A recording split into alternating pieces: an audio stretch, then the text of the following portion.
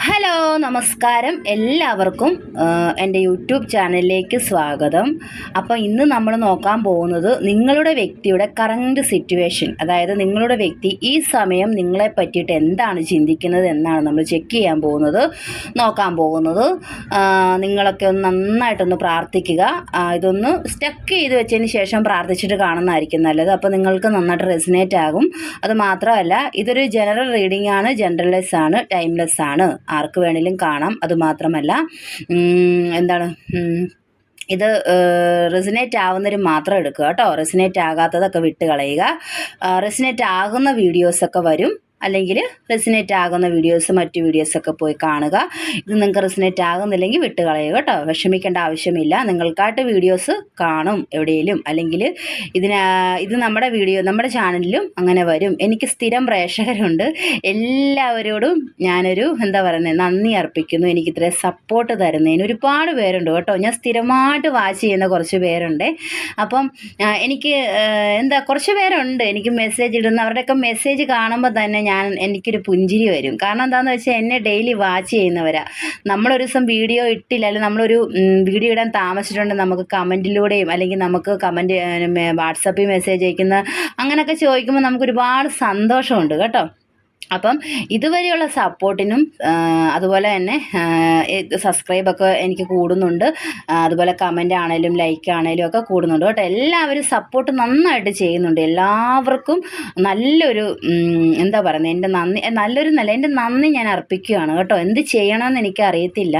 നിങ്ങളെയൊക്കെ നേരിട്ട് കാണുവാണെങ്കിൽ ഒന്ന് കെട്ടിപ്പിടിച്ചാൽ കൊള്ളാമെന്നുണ്ട് കേട്ടോ. എല്ലാവരും ആരും വിഷമിക്കേണ്ട ആവശ്യമില്ല കേട്ടോ. യാതൊരു കാരണവശാലും ആരും വിഷമിക്കേണ്ട ഒരു കാര്യവും ഇല്ല കേട്ടോ. കാരണം നിങ്ങൾക്ക് എന്ത് പ്രയാസം ഉണ്ടെങ്കിലും നിങ്ങൾക്ക് എന്നോട് വാട്സപ്പിൽ വന്ന് ചോദിക്കാവുന്നതാണ്. അത് മാത്രമല്ല, പേഴ്സണൽ റീഡിങ്സ് വല്ലതും വേണമെങ്കിൽ എൻ്റെ ഡിസ്ക്രിപ്ഷൻ ബോക്സിൽ നമ്പർ കിടപ്പുണ്ട്. അതുപോലെ തന്നെ ഇവിടെ നമ്പർ ഞാൻ ടാഗ് ചെയ്തേക്കാം.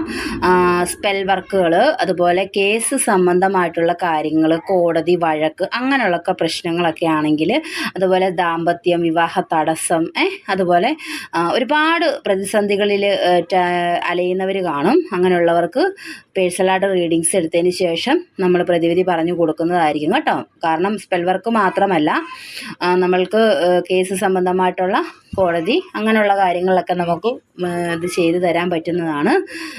വിവാഹ തടസ്സം, ദാമ്പത്യം, അങ്ങനെയുള്ള കാര്യങ്ങളൊക്കെ.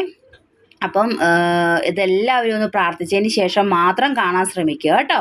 എല്ലാവരും പ്രാർത്ഥിച്ചതിന് ശേഷം മാത്രമേ കാണാവുള്ളൂ. റെസിനേറ്റ് ആകാനായിട്ട് മാക്സിമം പ്രാർത്ഥിക്കുക കേട്ടോ. പോസിറ്റീവ് കാര്യങ്ങൾ ക്ലെയിം ചെയ്യണം. നെഗറ്റീവ് ആണെങ്കിൽ എൻ്റെതല്ല എന്നും പറഞ്ഞ് വിട്ട് കളഞ്ഞേക്കുക കേട്ടോ. പോസിറ്റീവ് ആണെങ്കിൽ യൂണിവേഴ്സിനോട് നന്ദി പറയണം കേട്ടോ. അപ്പോൾ തേർഡ് പാർട്ടി സിറ്റുവേഷനുണ്ട്. തേർഡ് പാർട്ടിയിലേക്ക് പോയ വ്യക്തികളുടെ എനർജിയാണ് കാണിക്കുന്നത്. തേർഡ് പാർട്ടിയിൽ എന്തോ സെലിബ്രേഷനൊക്കെ ചെയ്യുന്നതായിട്ടാണ് കാണിക്കുന്നത്. അവരെന്തോ സെലിബ്രേഷനൊക്കെ ചെയ്യുന്നുണ്ട്.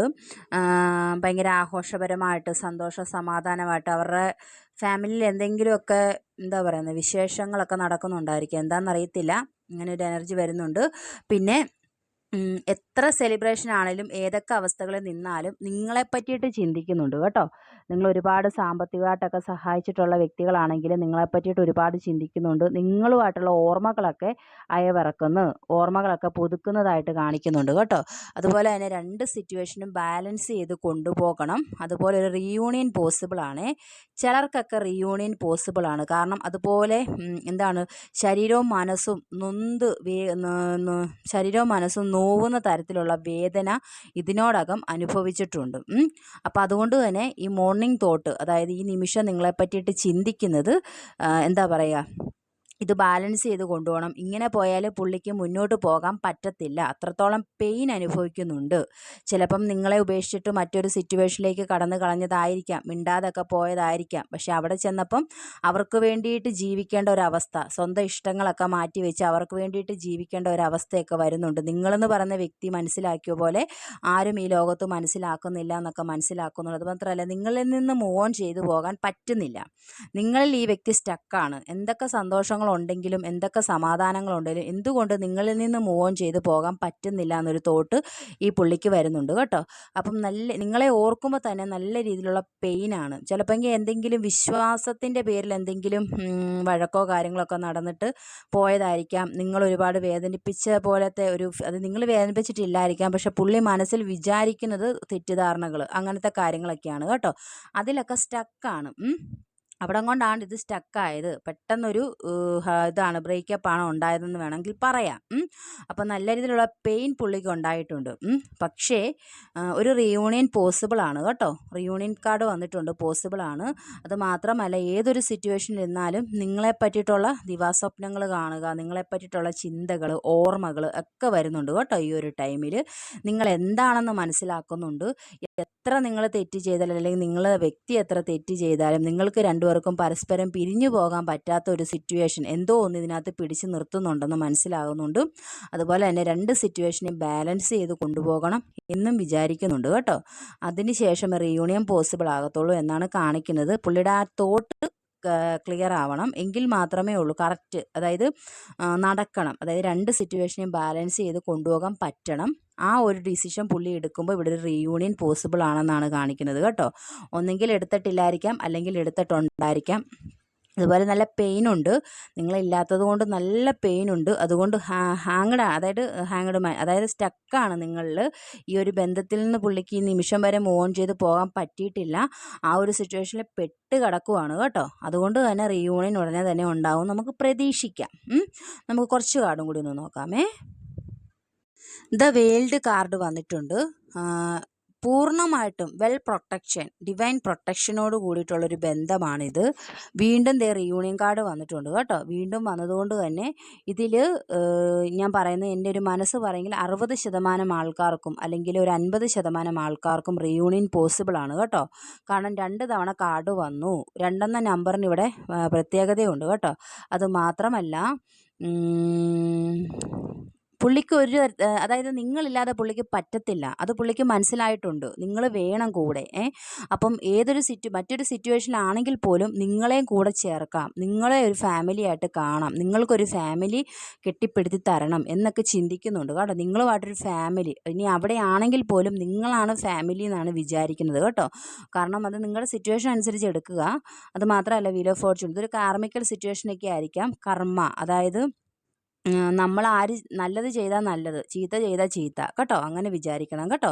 ഒരു കർമ്മ കാർഡ്. അതുപോലെ തന്നെ കാലചക്രം നിങ്ങളിലേക്ക് തന്നെ അനുകൂലമായിട്ട് തിരിഞ്ഞു വരുന്നു. നിങ്ങളെ അത്രത്തോളം വേദനിപ്പിച്ചിട്ടൊക്കെ പോയ വ്യക്തിയാണ്. അതുകൊണ്ട് തന്നെ നിങ്ങളുടെ കൂടെയാണ് ഡിവൈൻ.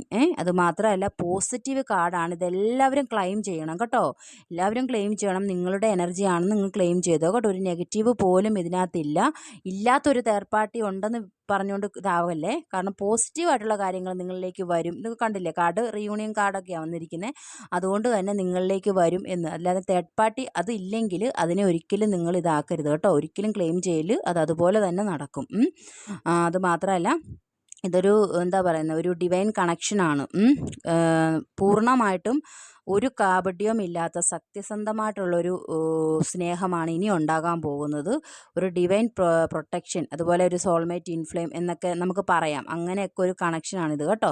അത് മാത്രമല്ല, ഇതിനകത്ത് ചിലപ്പോൾ ഹീലർമാരാരെങ്കിലുമൊക്കെ കാണുമായിരിക്കാം, അല്ലെങ്കിൽ ഹീലർ ആകുമായിരിക്കാം, അല്ലെങ്കിൽ ഇതുപോലെയുള്ള ഹീലർമാരുടെ അടുത്ത് ഇപ്പം നമ്മളെ കാണുന്നത് പോലെ തന്നെ വ്യക്തിയും ഇതുപോലുള്ള ആൾക്കാരൊക്കെ എടുത്ത് ചോദിക്കുന്നുണ്ടായിരിക്കാം, അല്ലെങ്കിൽ ദൈവം ശിക്ഷ കൊടുക്കുന്നതാണോ എന്ന് ചിന്തിക്കുന്നുമുണ്ട് കേട്ടോ.